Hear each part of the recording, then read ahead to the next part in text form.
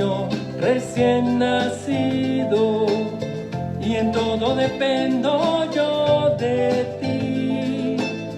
No pretendo jamás ser autosuficiente, porque tú eres mi Padre, tú eres mi Dios.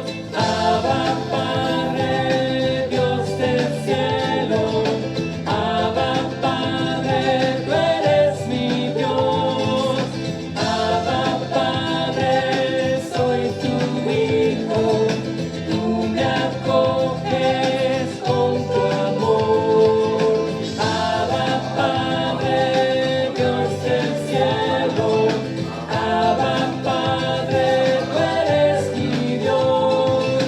Abba Padre, soy tu hijo, tú me acoges con tu amor.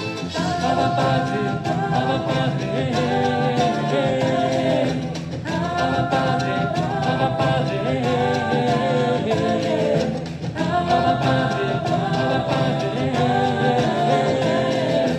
Abba Padre, Padre, muy en alto me levantas, Padre, en tus brazos nada temo, Padre, tengo vida en abundancia, porque tú eres mi Padre, tú eres mi Dios. Abba Padre, Dios del cielo, Abba Padre, tú eres mi Dios. Abba Padre, soy tu hijo, tú me acoges con tu amor. Abba Padre, Dios del cielo, Abba Padre, tú eres mi Dios. Abba Padre, soy tu hijo, tú me acoges con tu amor. Abba Padre, Dios del cielo, Abba Padre, tú eres mi Dios. Abba Padre, soy tu hijo, tú me acoges con tu amor.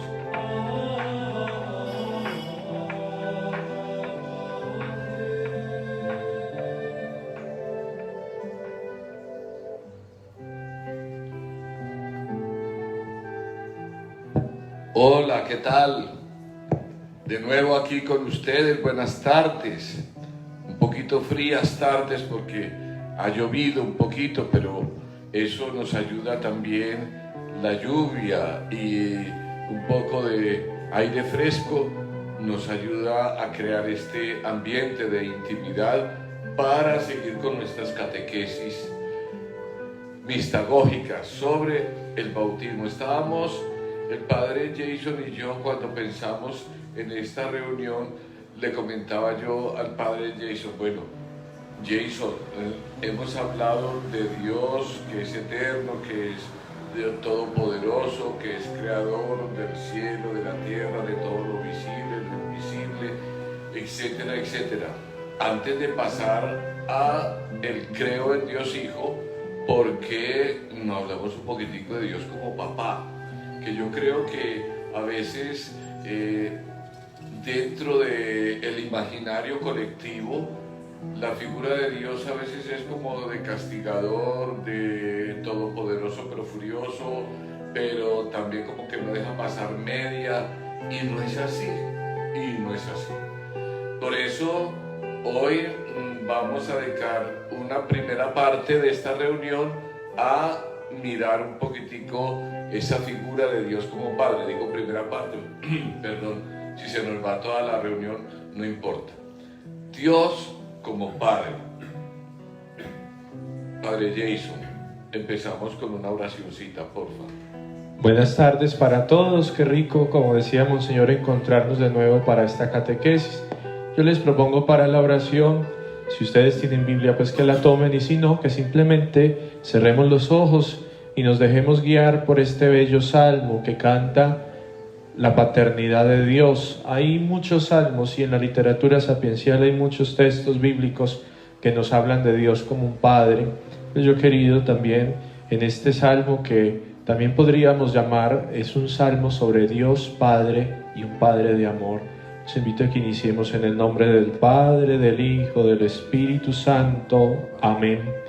Dispongamos nuestro corazón, abramos el oído, preparemos nuestra mente, afinemos nuestra mirada, permitamos el paso de Dios por nuestra vida, dejémonos moldear por su mano, dejémonos mover por el Espíritu de Dios, y que esta palabra, que es oración, que a la vez es instrucción, que se proclama, inspire nuestras obras, las sostenga y acompañe, para que nuestro camino discipular vaya de la mano de Jesús,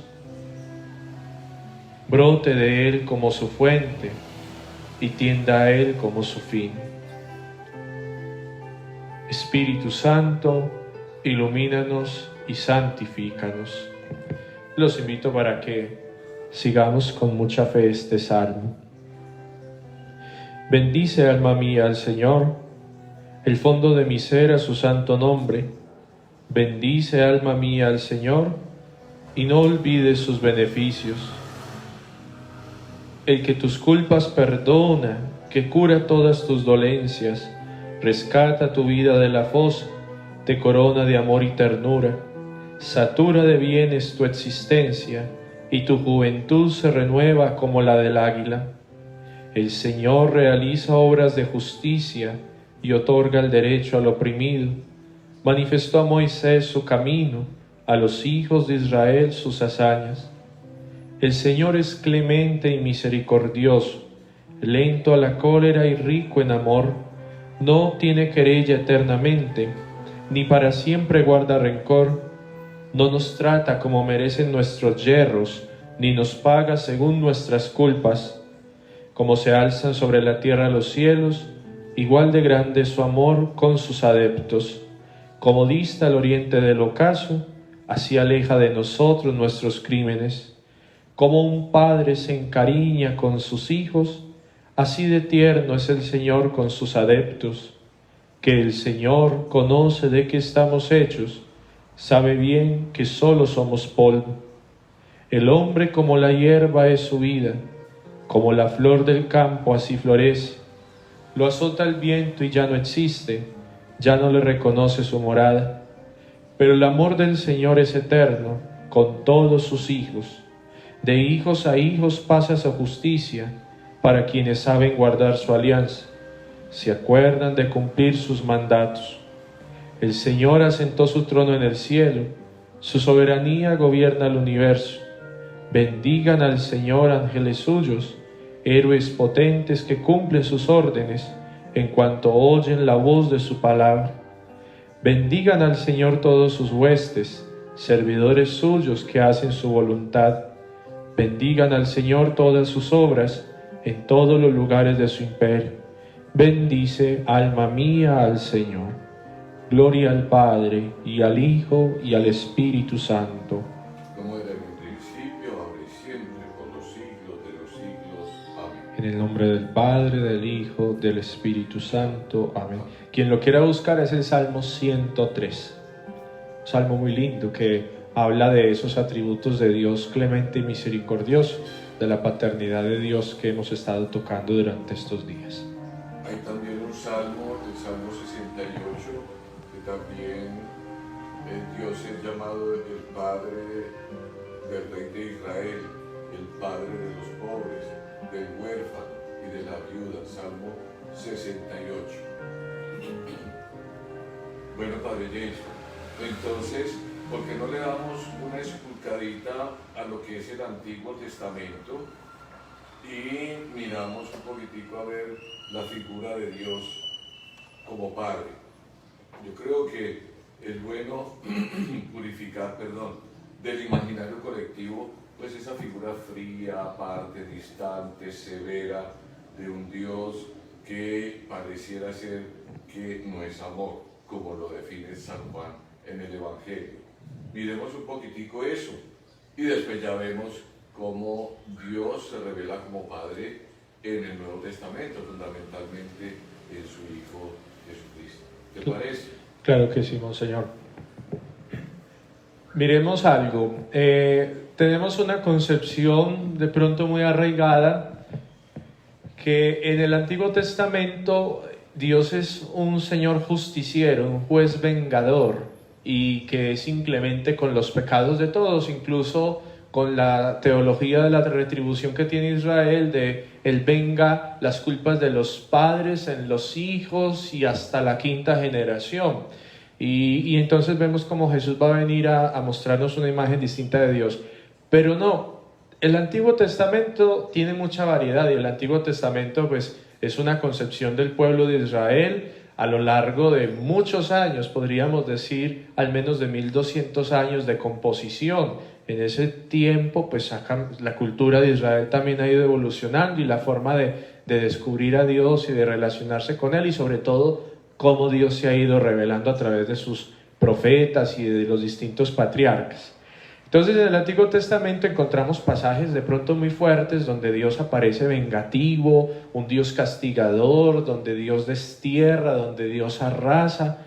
Pero yo quisiera, pues a propósito de esto que estamos hablando, me puse ahorita a mirar un poquito del Antiguo Testamento también.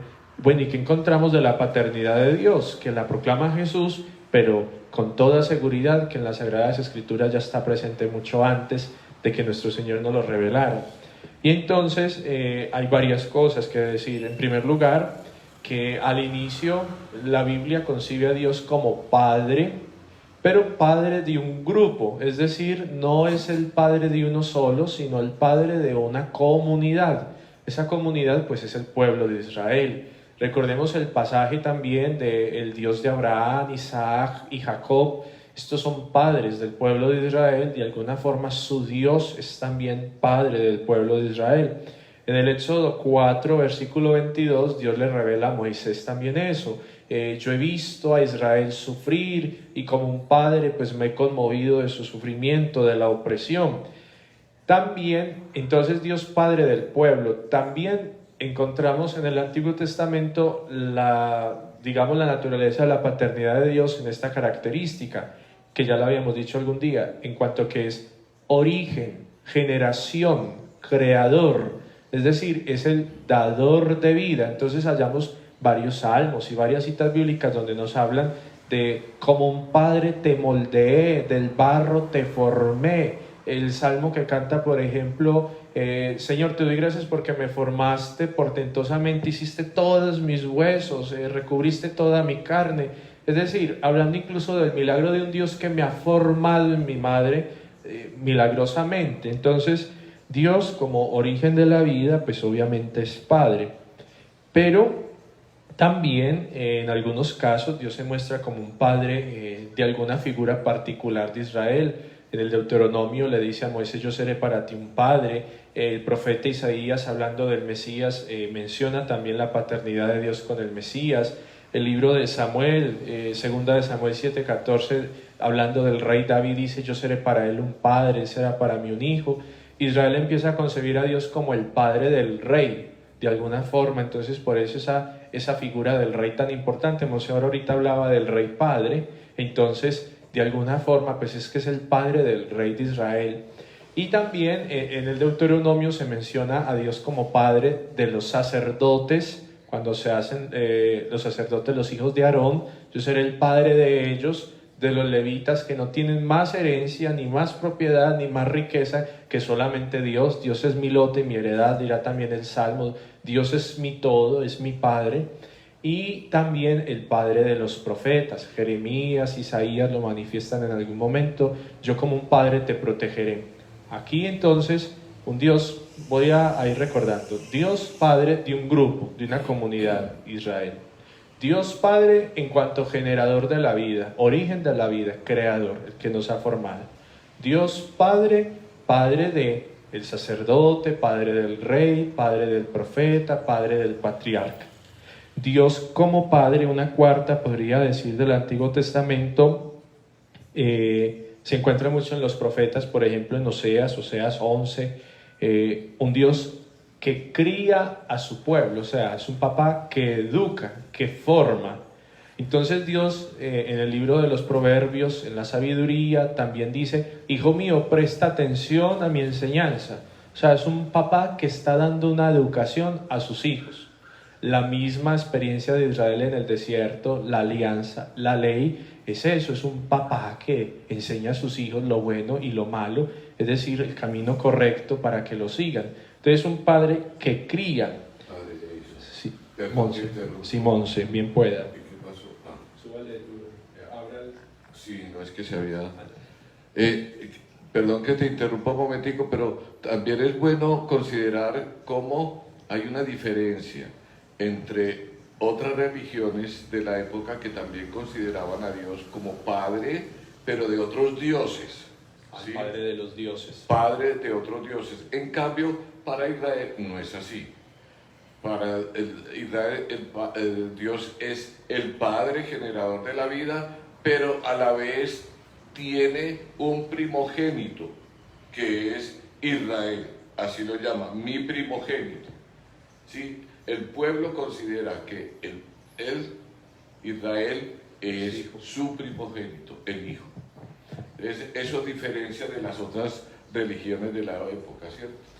De ahí que la primera lectura de ayer de Amós, Amós le denuncia a Israel: crees que por ser el pueblo elegido, crees que por ser su predilecto, entonces, porque Israel es considerado el hijo amado de Dios. Y como hijo, aquí va otra característica, yo creo que sería la quinta del Antiguo Testamento, después de decir que Dios adoctrina, cría, educa, forma a su pueblo, a sus hijos. Su hijo, que es Israel, es desobediente.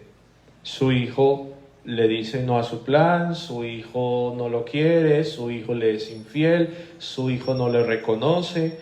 Y encontramos profetas como Malaquías capítulo 2, Jeremías 3, Isaías 30, el mismo Oseas, que nos mencionan a Israel como un hijo desobediente. Por allá incluso se habla de: yo voy a volverlo a llevar al desierto para volverle a poner mi ley en su corazón. Porque recuerden que el desierto fue el lugar donde él le dio la ley, es decir, donde lo ha criado. Cuando el hijo se descarría, lo que el papá va a hacer es: lo voy a volver a llevar al desierto y le volveré a dar esta ley perpetua. Pero fíjate, Padre Jason, también que es muy importante tener en cuenta pues que la historia de Dios como Padre y de Israel como su primogénito ha sido como una historia de amores y desamores, en los cuales se ha tejido prácticamente todos los inicios de la historia de la salvación. Y a pesar de los pesares, a pesar de que Israel, el primogénito, como llama el libro del Éxodo en 4:22, afirma: Israel es mi hijo primogénito, a pesar de que es el hijo primogénito, el Señor, a partir de esa infidelidad que tiene, él permanece fiel. El hijo primogénito le juega infidelias, como se dice coloquialmente, y eso ha sido una constante. Pero lo maravilloso es que aparece Dios como un papá que no abandona a su hijo. Un papá que lo perdona, que lo corrige, que lo quiere llevar de la mano. De hecho, vemos la protección que ha tenido del pueblo, cómo lo cuida como un padre desde la salida de Egipto hasta llegar a la tierra prometida. Es un papá querido, un papá que hace alianza con su primogénito y que siempre permanece fiel a su alianza, a pesar de que el hijo es infiel.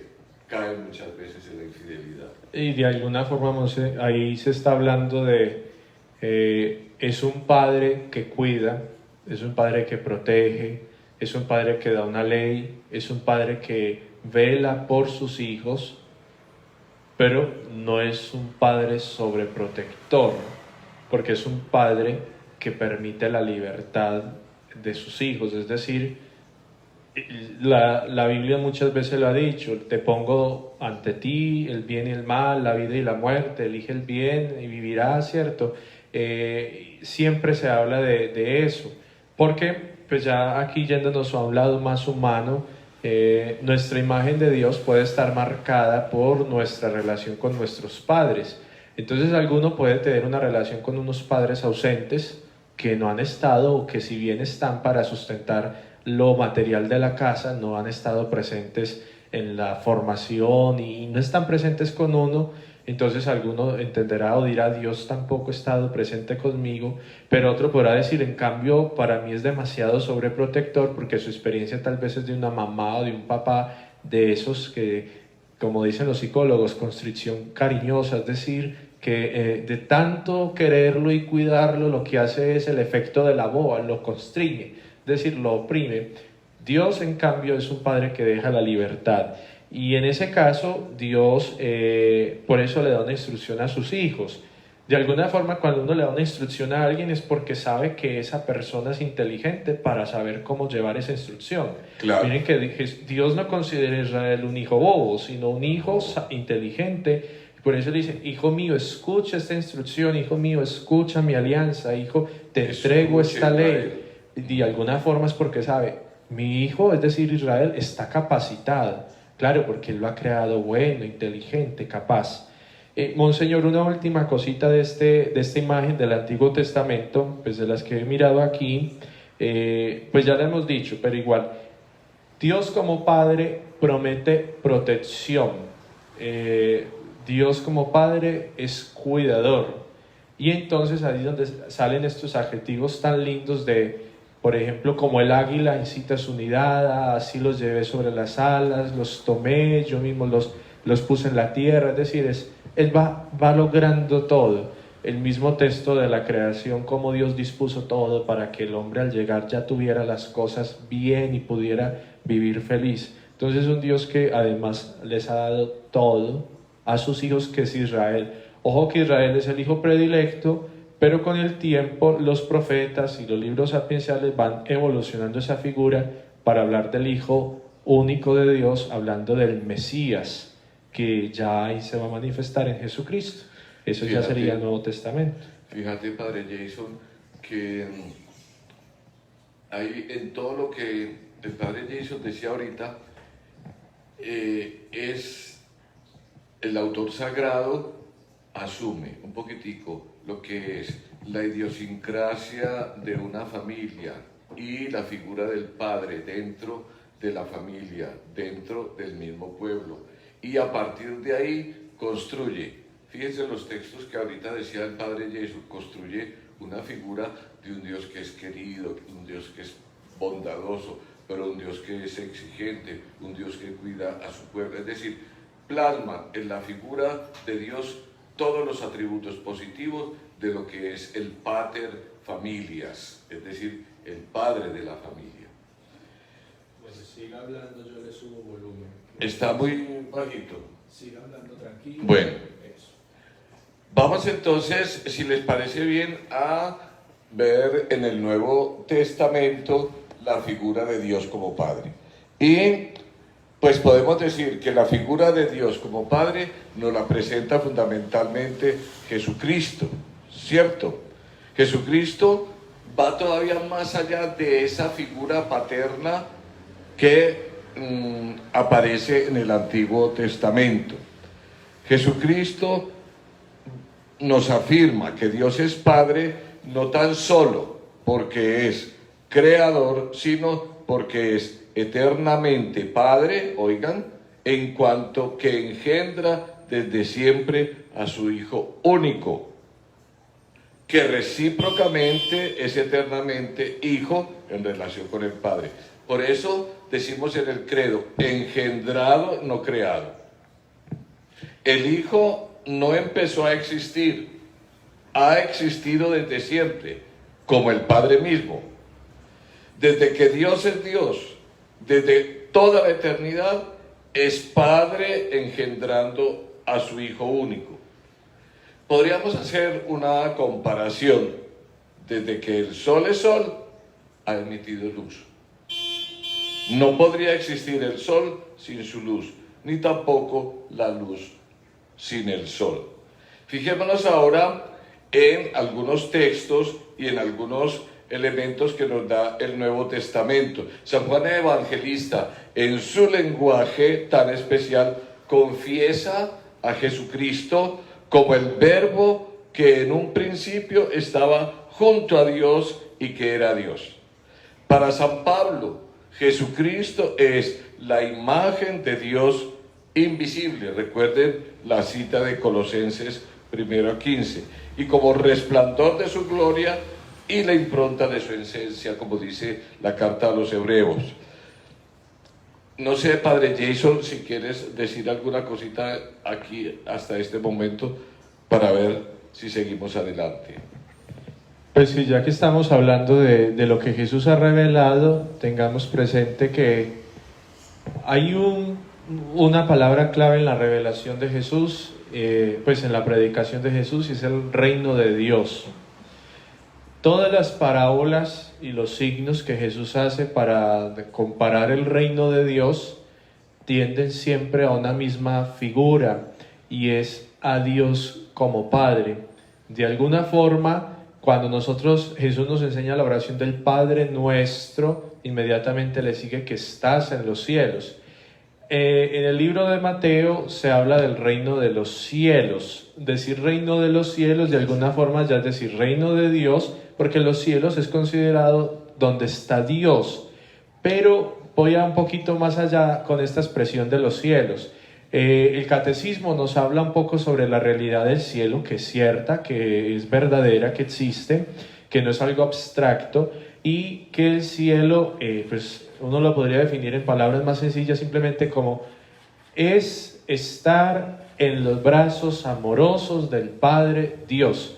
Los santos hablan, o más bien cuando hablamos de un santo se dice que ya está en la visión beatífica, es decir, la visión bienaventurada. ¿Y cuál es esa visión? Es decir, ya ellos contemplan el rostro de Dios cara a cara, pero contemplar ese rostro es la imagen, yo siempre lo he pensado, la imagen de un bebé cargado en los brazos de su padre o de su madre, que lo ama mucho, que lo enternece, y que para ese bebecito ya es todo si está en los brazos de ese papá o esa mamá. En ese caso, estar en los brazos de Dios es todo, y eso es lo que los santos están gozando ya en la patria celestial. Sí, Padre Jason. Podríamos hablar, mejor dicho, nosotros podríamos entender bien la figura de Dios como Padre en lo que Jesucristo mismo nos habla del Padre.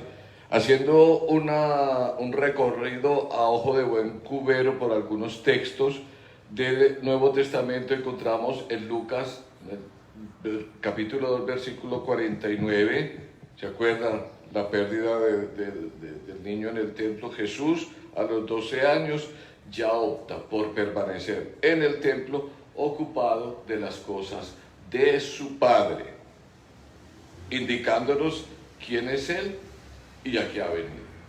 Ahí ya habla de el Padre.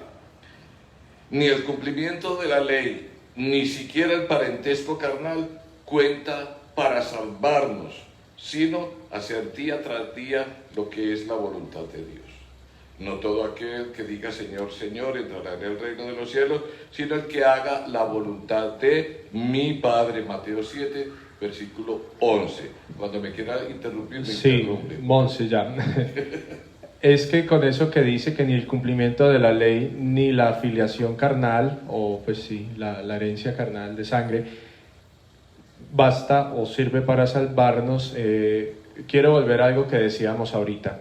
Israel es considerado el hijo predilecto de Dios, su hijo primogénito, el pueblo de Israel.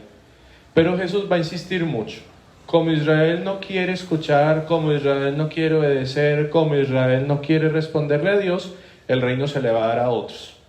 Entonces con esto lo que está hablando ya es la salvación se ha ampliado, la salvación es universal. Y para llegar a ser hijos de Dios ya no basta la ley mosaica, ya no basta, dirá San Pablo, la circuncisión, es decir, ser perteneciente al pueblo judío, ni por ley, ni por tradición, ni por sangre, es decir, ser descendiente carnal de Abraham. Ya lo que va a bastar en cambio es que nosotros vivamos la filiación de hijos a través de Jesucristo, pues la filiación de Dios Padre, es decir, el ser hijos de Dios. Eso nos salva. Hay, Padre Jason, también unos textos, sobre todo aquí hay uno muy bonito, donde manifiesta ese amor profundo que el Padre le tiene y el amor profundo que Él le tiene al Padre. Por eso este cumplimiento de la voluntad divina, la voluntad del Padre, está por encima de los lazos humanos más íntimos. Recuerden, el que cumple la voluntad de mi Padre, ese es mi hermano y mi hermana y mi madre. Es esa relación paternal, es esa relación filial la que de verdad supera todos estos esquemas humanos y va demostrando cómo esa relación amorosa es absolutamente maravillosa. Nos advierte también de cómo un rechazo a Él significa automáticamente un repudio al papá, es decir, a Dios. El que me reconozca delante de los hombres, yo lo reconoceré delante de mi Padre que está en los cielos. Y el que me niegue delante de los hombres, yo también lo negaré delante de mi Padre que está en los cielos. Fíjense que en todos estos pasajes del Nuevo Testamento van surgiendo características de esa relación paternal de Jesús, de Dios Padre con el Hijo y del Hijo con el Padre. ¿Cuántas veces el mismo Jesús ha dicho, me voy a orar? O el autor sagrado dice, se subió al monte a orar al Padre. Aparecen muchas veces, repetidas veces, esa figura del Padre, dentro del Nuevo Testamento. Padre Jason. Monse, a propósito de la oración, esto nos sirve a nosotros también para entender la mejor espiritualidad. Es la espiritualidad de hijos de Dios. Y esa espiritualidad es muy sencilla. Es gozarnos en el amor de Dios, sentir el amor de Dios y transmitirlo de la misma forma que somos amados por Él. Y ese amor lo experimentamos en el Hijo Jesucristo. Es decir, nosotros somos hijos por Jesucristo y eso lo hemos vivido a través del bautismo. Por eso la oración por excelencia siempre ha sido y será el Padre Nuestro. Usted haga un Padre Nuestro bien orado, bien meditado, con todo el sentimiento del corazón y sobre todo haciendo vida lo que dice en ese Padre Nuestro, y ya con eso está superando todas las oraciones que se pueda saber, todos los rezos. Entonces, miren esto. Para hablar un poquito también, porque en la iglesia ha habido etapas. En el siglo XVIII, si no estoy mal fue el XVIII, 17 al 18, aparece en la iglesia un movimiento de un señor, el jansenismo, jansenio, y él tenía una mirada de un Dios fuerte, castigador, y en el cual la única vía para alcanzar de Dios la salvación era la vía de la mortificación, del sufrimiento, porque de otra forma era imposible redimir nuestra impureza. Más o menos tenía que ver con eso. Pues resulta que Santa Teresita, francesa como jansenio y de la misma época, también tuvo en algún momento un poco de eso. Por eso en Teresita se lee y en muchos santos de aquella época que tuvieron mortificaciones muy fuertes en su carne, es decir, se laceraban, se latigaban, los cilicios, etcétera, estas cosas que usaban. Pues bien, eso lo vino a condenar la iglesia, es decir, la doctrina de Jansenio la condenó la iglesia después de que el movimiento creado por San Vicente de Paúl lograra que el Papa en ese momento condenara esta mirada de un Dios tan vengativo, tan justiciero, tan de mortificación, porque Vicente de Paúl vino a enseñar una mirada misericordiosa. ¿Y cómo lo demostró? No tanto con cosas que dijera, sino con las obras que hizo, con la gran misericordia que Vicente de Paúl hizo con toda su congregación por los pobres, por los huérfanos, por los enfermos, por las viudas. Teresita fue comprendiendo en su propia vida también esa paternidad de Dios. Con todo esto voy a lo siguiente. Es que muchas veces nosotros pensamos que para agradarle a Dios hay que hacer novenarios muy largos, con sacrificios y ayunos muy prolongados que casi que nos debilitan físicamente y que incluso mentalmente nos pueden aturdir. Realmente la espiritualidad de hijo es muy sencilla. Goces el amor de Dios, disfrute que es amado por Dios y exprese ese amor de Dios amando también a sus hermanos. Lo de San Juan, Dios es amor, el que no ama no ha conocido a Dios, porque Dios es amor. El que el que no ama a su hermano es porque aún no puede amar a Dios, porque si no ama al que ve, ¿cómo va no a amar al que no ve? Entonces, eso se resume en una palabra: el amor. Esa tiene que ser la centralidad de nuestra espiritualidad. Si continuamos en el Evangelio mirando hechos, acciones, milagros, signos que hace Jesús, en ellos siempre va revelando lo que es la actividad amorosa de Dios como Padre. Y hay una palabra donde expresa verdaderamente Jesús la intimidad que tiene con Dios. Es una expresión que desvela, revela, mejor dicho, lo que es esa intimidad de amor entre Dios Padre y el Hijo Jesucristo, y es la palabra Abba. Es una palabra utilizada en el hebreo, arameo. Es una palabra que expresa el cariño, la cercanía, la intimidad que tiene un padre con el hijo. Es como cuando nosotros le decimos al abuelo o al papá, apacito. Esa palabra genera una intimidad y un cariño muy profundo entre el papá y el hijo. Manifiesta y hace real un cariño maravilloso, espectacular. El amor que proviene de Dios se revela en esa relación que tiene con su Hijo. Ese decirle Jesús, apacito, Dios le corresponde con la fuerza de su amor. Es una palabra que sintetiza lo que decía ahorita el padre Jason, el amor. El amor es lo que de verdad ha revelado a Dios a través de todos los tiempos, cuidando, protegiendo, amando al pueblo elegido y después a su Hijo Jesucristo, y el Jesucristo nuestro Señor a todos nosotros. Ponce aquí una frase de un teólogo, Olegario González de Cardedal, en su libro La entraña del cristianismo, sobre esa paternidad de Dios. Miren, dice: el poder y la misericordia de Dios son los dos polos que mantienen viva y auténtica la relación religiosa con Dios. Entonces va a explicar un poco.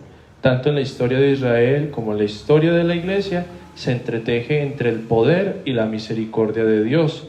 Lo justo sería encontrar un equilibrio entre las dos acciones divinas, porque en realidad el poder de Dios se manifiesta perdonando y su misericordia ejerciendo el poder de su amor. Entonces, ¿dónde está? Hablamos de un Dios todopoderoso. ¿En qué está el amor, el poder de Dios? En su gran amor que lo ha creado todo, que lo puede todo, y en su gran amor que nos perdona, que es clemente, que es compasivo. Y a propósito de esa frase, pues yo ahorita toqué a Teresita, pues porque también es de nuestra parroquia, pero quisiera tocar de Santa Teresita en una de sus obras, más bien en parte de su obra de Historia de un alma, cuando habla de Dios también habla de cómo el amor de Dios es lo que a ella le impulsa, el Dios misericordioso. Entonces dice que Dios a través del mismo Evangelio la ha ido llevando a entender ese amor. Aquí tenía la frase en su escrito. Ya, mira. En la vida de Teresita, bueno, entonces invierte en los centros de referencia de su vida espiritual. Primero, Teresita pensaba que era más la exigencia, es decir, ser perfectos, y es esa lucha a veces que nosotros tenemos de cómo ser santos. Entonces comenzamos con una lucha de perfeccionismo pensando que depende de nosotros. Teresita poco a poco va a comprender cómo hay que pasar de esa exigencia a la gracia. En el fondo no es nuestra justicia, sino su misericordia, no es nuestra perfección, sino su santificación. No es el esfuerzo pues excesivo por encima de nuestras fuerzas naturales que podamos hacer, sino la gracia que Dios nos da para que nosotros podamos crecer, para que podamos santificarnos. Es decir, su amor es tan grande que incluso Él nos da los medios para que nosotros alcancemos su santidad. Y a veces creemos que es más difícil porque se nos olvida contar con ese amor de Dios. Monseñor, aquí hay una pregunta de Trina Omaira, dice: padres, de acuerdo a lo que usted dice, Jesús existía antes de ser encarnado en la Virgen María por el Espíritu Santo. ¿Cómo? Jesús existía antes de ser encarnado en la Virgen por el Espíritu Santo. Claro, desde siempre, desde los inicios, desde el mismo ser de Dios mismo, Él existía. En el principio era el Verbo, dice San Juan, y el Verbo era la palabra, y la palabra era Dios, y vino la palabra, etcétera, etcétera, etcétera. Desde el inicio, Jesucristo, el Hijo de Dios, existe desde toda la eternidad dentro del misterio trinitario. Y además, Monseñor, ahorita decía esta expresión, que el Hijo es el resplandor de su ser, y el resplandor del sol no surge después, sino que es inmediato con el sol. Es decir, Jesús es la imagen del Padre, Jesús es su manifestación. ¿Y cómo va a ser después? No, surge no, está con Él desde antes de todos los siglos, como dice el mismo credo, engendrado no creado, de la misma naturaleza del Padre, que existía antes de todos los siglos, Dios de Dios, luz de luz, es decir, su propia naturaleza.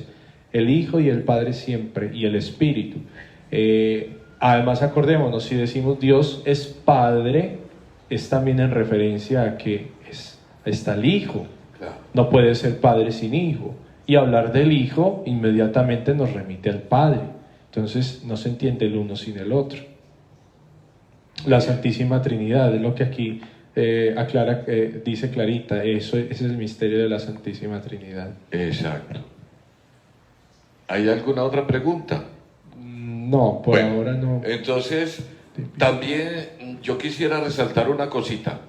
Esa relación Padre-Hijo entre Dios Padre y su Hijo Jesucristo es una relación que nos debe motivar a nosotros para asumir una espiritualidad donde Dios Padre sea de verdad mi Padre también, porque en Jesucristo se hizo Padre. Quien me ve a mí, ve al Padre. Y nosotros tenemos que tener una actitud filial frente a ese Dios que nos quiere, que nos ama, que es misericordioso, que siempre nos perdona. A veces, no sé, como que creemos que, bueno, como que Dios ya realizó todo en su Hijo Jesucristo, nos salvó, entonces yo me puedo echar las petacas, como se dice, y lo que es la construcción de mi salvación, pues ya no tengo que hacer ningún esfuerzo, porque en el Hijo Dios me salvó. Ese fue el origen de una secta y de una herejía también. Había unos señores por allá en el siglo II, los Fotismenoi, los iluministas, los iluminados, que decían: ah, bueno, ya Jesucristo murió y resucitó por nosotros, entonces listo, ya Dios Padre ya nos salvó en su Hijo Jesucristo, entonces la salvación ya está garantizada. En la relación filial con Dios nuestro Padre bueno, tenemos que tener muy presente que Él es un Padre amoroso, que porque quiere nuestro propio bien, nos exige y nos invita a buscar siempre la bondad, a buscar siempre el bien, a buscar siempre el amor, la justicia, a buscar como decía hoy el profeta Amós, el derecho y la justicia. En una relación filial, nosotros tenemos que tener en cuenta que Dios también nos puede ayudar a crecer exigiéndonos. Por eso, a Dios rogando y con el mazo dando. Nuestra relación con el Señor tiene que ser una relación filial. Y el papá lo exhorta a uno, lo corrige, le exige. El papá le pone a uno tareas, el papá le pone a uno a cumplir algunas misiones. El hijo, en la obediencia, como lo hizo Jesús, nosotros en la obediencia hacemos que nuestra relación con Dios sea también una relación de padre e hijo. Y que podamos así llamarlo a Él también Apacito, como lo hacía Jesús. Monseñor, es que Dios es papá, es bueno, es clemente, es misericordioso, pero no es alcahueta. Y eso es lo que tenemos que tener cuidado. Esa herejía que usted hablaba del siglo II, todavía hoy la tenemos en muchas manifestaciones, de pensar que como Dios todo lo perdona, como Dios es tan bueno, como Dios todo me lo permite, y no. Un verdadero padre, porque estamos hablando de la figura del padre, y eso nos sirve también para los papás de aquí, de carne y hueso, los padres de familia, papás y mamás. Un verdadero padre ama, y en el amor sabe corregir cuando el camino de sus hijos no va bien, y sabe corregir y sabe también amonestar con amor, sabe enseñar, sabe formar. Y la formación también exige, la formación también pone retos, la formación no es a que haga lo que quiera, sino también demostrarle el camino, y de cuando no, entonces toca apretar un poco las tuercas. Pero eso hacía en el pueblo de Israel. Uno encuentra mucho eso en la Biblia. Dios a su pueblo lo fue formando. Por eso hablábamos de Israel, su hijo amado, porque Dios lo iba también formando, tallando, pero con amor, como dice el Salmo, y venda la herida, nos cuida. Pero no puede pensarse. Yo creo que la figura de la parábola del hijo pródigo nos lleva un poquito a pensar en eso, pero hay que saberla comprender. El papá recibe a su hijo, le hace una fiesta, pero el papá recibió del hijo un sincero arrepentimiento y un compromiso de cambio. Es decir, su hijo no iba a seguir en las mismas, su hijo no iba a seguir despilfarrando los bienes de su padre, su hijo no iba a seguir en malas andanzas. Su hijo volvió porque descubrió que era más grande el amor de su padre que todo eso que él estaba haciendo, y convertido se compromete a ser mejor. De otra forma el padre no hubiera hecho un banquete, porque es que se trata es volvió y volvió a quedarse, no volvió para seguir en las mismas. Y fíjense que el arrepentimiento del hijo pródigo logró recuperar la dignidad de hijo. El anillo y las sandalias eran signo, señal de la dignidad de hijo. También, pues ya que toca el tema, el padre Jason, acuérdense de la actitud del bueno, del correcto, del que hacía todo lo que el papá le decía, pero sin embargo se muere de la furia, le da una rabia menuditica, ver cómo el papá trata al que estaba por allá sinvergüenciando, y a él no le ha querido tener detalles como lo de darle un cabrito para comer con sus amigos. A veces somos demasiado estrictos con los demás, abrogándonos el derecho de ser estrictos con los demás, porque nosotros somos cumplidores, entre comillas. Fíjense una cuestión: el padre a este hermano mayor con mucho amor le hace ver las cosas. No sabemos si el hijo mayor le hizo caso, no sabemos si entró al banquete o se quedó fuera. Pero yo lo que quería hacer énfasis con esto que decía el padre Jason es en eso, es decir, la relación con el papá, si es una relación sincera, si es una relación humilde, si es una relación sencilla, si es una relación de confianza plena en él, nos lleva definitivamente al reino, es decir, a estar sentadito con Él allá, en la asamblea de los santos. No nos volvamos demasiado legalistas, leguleyos en nuestra relación con el Señor. El amor es lo que hace que nuestros corazones de verdad estén cerca de Él. El amor es lo que hace que Dios, como un papá, nos mire con ojos de misericordia y nos cargue en sus brazos.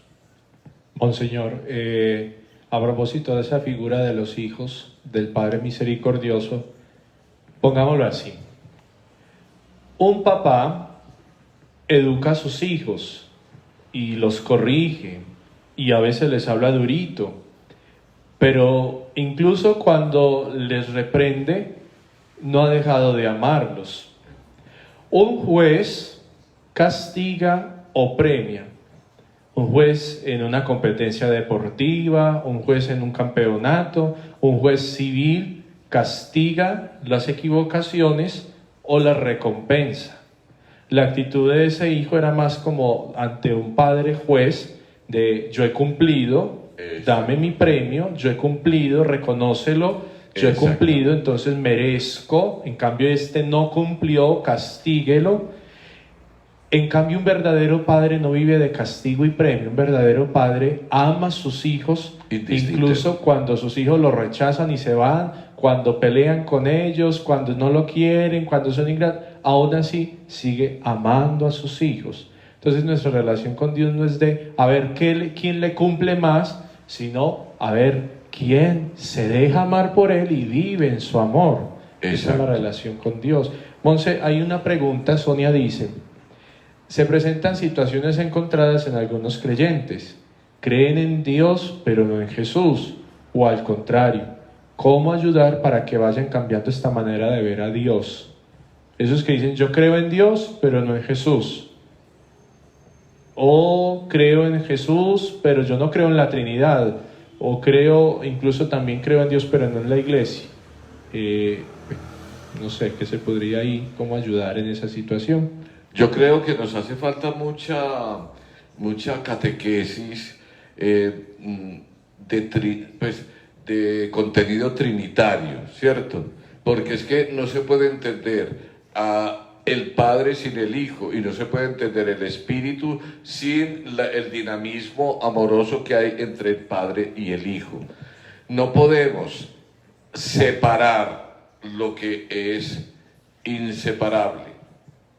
Dios es uno, no se puede separar. Hablar del Padre es hablar del Hijo. Hablar del Hijo, como él mismo lo dice, es hablar del Padre. Y la fuerza del Espíritu es lo que hace que la Iglesia entienda la realidad trinitaria desde el amor.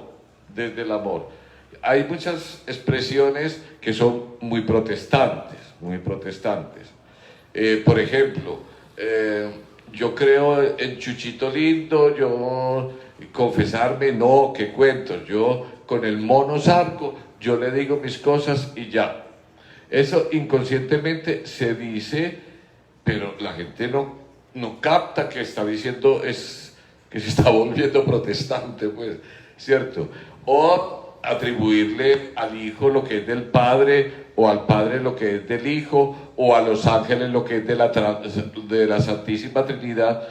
Hay un merequetengue, digo yo, como una especie de revolturita de fe con religiosidad popular que hay que irla purificando. Sonia, tienes toda la razón, pero tenemos que hacer un esfuerzo, tanto nosotros los sacerdotes como los laicos comprometidos, a buscar, educar la fe de nuestras gentes. En la proximidad que tengamos, si yo detecto que hay alguna ambigüedad en este sentido, uno a esta persona la corrige, conversa con ella, le da lecturitas para que haga, etcétera, etcétera. Por ahora sí, es lo que se puede hacer. Eso es evangelizar. Y ojo con esta otra concepción, ya que hablamos, Señor, de esas cosas, esos que creen que Dios es una energía. A mí una energía no me abraza, a mí una energía no me consuela, a mí una energía no me perdona, en una energía yo no puedo desahogarme, yo no puedo encontrar sentido a mi vida. Una energía es una cosa abstracta, física, pero no, Dios es persona, y es una persona amorosa. Dios es un Padre amoroso. Dios se ha manifestado en la persona de Jesucristo. Dios nos abraza constantemente con sus caricias, con su amor, con su providencia, con esos gestos de la providencia. Entonces, uno creer en un Dios que es una energía, es como tan pobre esa concepción de Dios, porque una energía al fin y al cabo, ¿qué nos hace? Nos electrocuta, nos despeluca, pero ¿qué nos hace? En cambio, un padre lo es todo. Eso es muy distinto. ¿Y quién no ha sentido el amor de Dios como papá? Pues yo creo que inclusive hasta los ateos han experimentado la presencia de Dios como papá. Y lo digo porque es que pareciera ser que tuvieran la necesidad de afirmar que Él no existe, pero afirmando que no existe, lo que quieren es hacer un reclamo a que de verdad exista, ¿sí? ¿Quién no ha sentido? ¿Quién no ha experimentado la ternura de Dios, la providencia de Dios en su vida? Alguna vez en la vida, todos, absolutamente todos, sin excepción, hemos experimentado esa maravilla del amor de Dios cercano, providente, cariñoso, que nos cuida, que nos orienta, que nos protege. Ave María, eso pues nadie lo puede negar. Bueno, es muy lindo hablar de Dios y no nos bastaría esta vida para entender su misterio ni para expresarlo, pero el tiempo se nos está acabando. Por allí entonces nos recuerdan, sí, esto de que muchos hermanos separados, incluso católicos, creen todavía en eso de un Dios, en Dios pero en Jesús no, o Jesús simplemente como un profeta. Mercedes dice, sí, hay mucha gente que cree que Dios es una energía. Clarita recuerda, es más una teoría de la nueva era. Listo, gracias por los comentarios. Ya no hay tiempo para preguntas, pues ya han hecho como 2 o 3. Monseñor, acabemos con una oración. Claro que sí. Los invito para que nos pongamos en actitud de oración. A mí me gusta mucho y por eso los invito a que cerremos los ojos, miremos para adentro y allá en la intimidad de mi ser yo me focalizo más, me centro más y percibo mejor la presencia de Dios.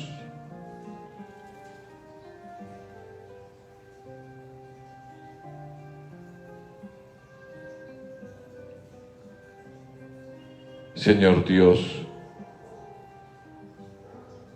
Padre bueno y misericordioso, te damos gracias por este ratico de encontrarnos contigo como Padre.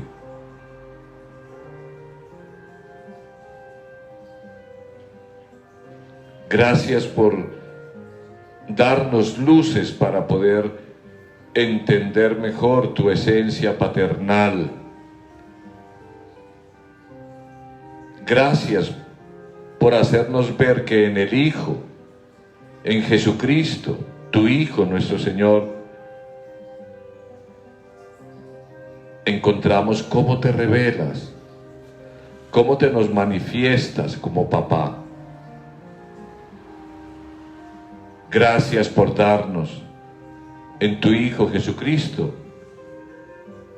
la oportunidad de podernos hacer en Él hijos tuyos. Te alabamos, te bendecimos, te glorificamos y te damos gracias. Y queremos, Padre bueno, con el Hijo, con tu Hijo, decirte, Padre nuestro, que estás en el cielo, santificado sea tu nombre, venga a nosotros tu reino, hágase tu voluntad en la tierra como en el cielo. Danos hoy nuestro pan de cada día. Perdona nuestras ofensas, como también nosotros perdonamos a los que nos ofenden. No nos dejes caer en la tentación y líbranos del mal. Amén. Bueno, mis queridos hijos e hijas, gracias por acompañarnos en esta noche. Como siempre, el Padre Jason y yo les damos nuestra bendición. El Señor esté con ustedes. Y con tu espíritu. La bendición de Dios Todopoderoso, Padre, Hijo y Espíritu Santo, descienda sobre ustedes y los acompañe siempre. Amén. Feliz noche, que María Santísima los acompañe. Chao. Chao, nos vemos dentro de 8 días.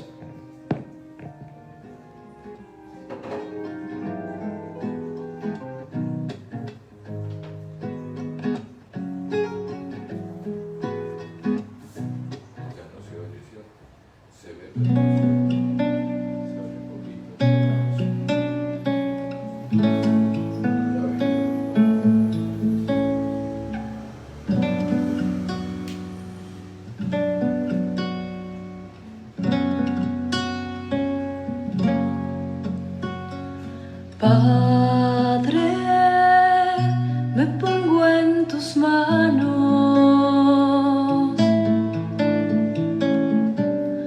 haz de mí lo que tú quieras.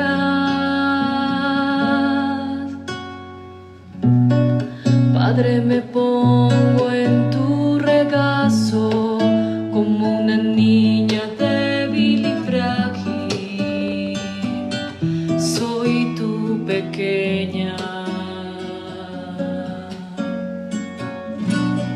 Padre, me pongo en tu regazo como una niña débil y frágil. Soy tu pequeña. Padre, tómame en tus manos.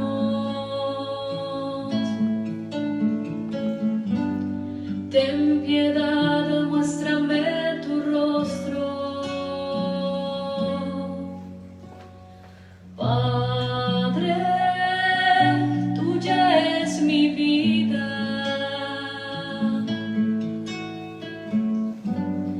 Dame a conocer tu senda. Padre, me pongo en tu regazo como una niña débil y frágil. Soy tu pequeña. Padre, me pongo en tu regazo como una niña débil y frágil. Soy tu pequeña. Padre, necesito darme todo el amor del que soy capaz. Padre, te confío mis días. Quiero cumplir tu voluntad.